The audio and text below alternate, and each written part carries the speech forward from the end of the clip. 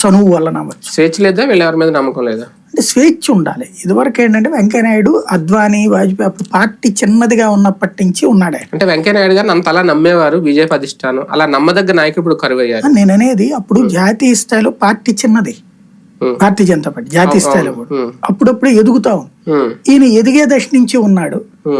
దాంతో అప్పుడు ఇక్కడ ఏ మీటింగ్లు ఏర్పాటు చేయాలన్నా వెంకయ్యనాయుడు ఏర్పాటు చేస్తూ ఉండటం, ఆ కమ్యూనికేషన్ లో అద్వానీ, వాజ్పేయిలతో ఎప్పుడు క్లోజ్ గా ఉంటూ ఉండేవాళ్ళు. దానికి తోడు అప్పుడు బంగారు లక్ష్మణ్ లాంటి వాళ్ళు జాతీయ అధ్యక్షుడు అయ్యారు, ఈయన జాతీయ అధ్యక్షుడు అయ్యారు. ఆ స్థాయిలో ఆయన అంటే వాళ్ళతో పక్కన కూర్చోబెట్టుకునే స్థాయిలో ఆ టైంలో ఉన్నారు కాబట్టి కంటిన్యూటీ వచ్చింది వెంకయ్యనాయుడు. ఒకసారి అధ్యక్షుడి స్థాయిలో చేసిన వాళ్ళు మిగతా వాళ్ళ దగ్గర వాల్యూ ఆటోమేటిక్ ఉంటుంది కదా. అట్లాంటి వాళ్ళు ఇప్పుడు ఎవరున్నారు? 2 తెలుగు రాష్ట్రాలు చూస్తే ఒక కిషన్ రెడ్డికి ఆ యాక్సెస్ ఉంది. ఇక్కడ మనకి ఇది కాంగ్రెస్ లో రాజశేఖర రెడ్డి తర్వాత జగన్కి ఎందుకు రాలేదు ఆ యాక్సెస్? రాజశేఖర రెడ్డి ఆంధ్రాలో ఇంకెవరిని ఎదగనేలా, జగన్ ఎందుకు తొక్కేశారు? అధిష్టానం దగ్గర రాజశేఖర రెడ్డికి ఒక్కడికే పలుకుబడి ఉండేది.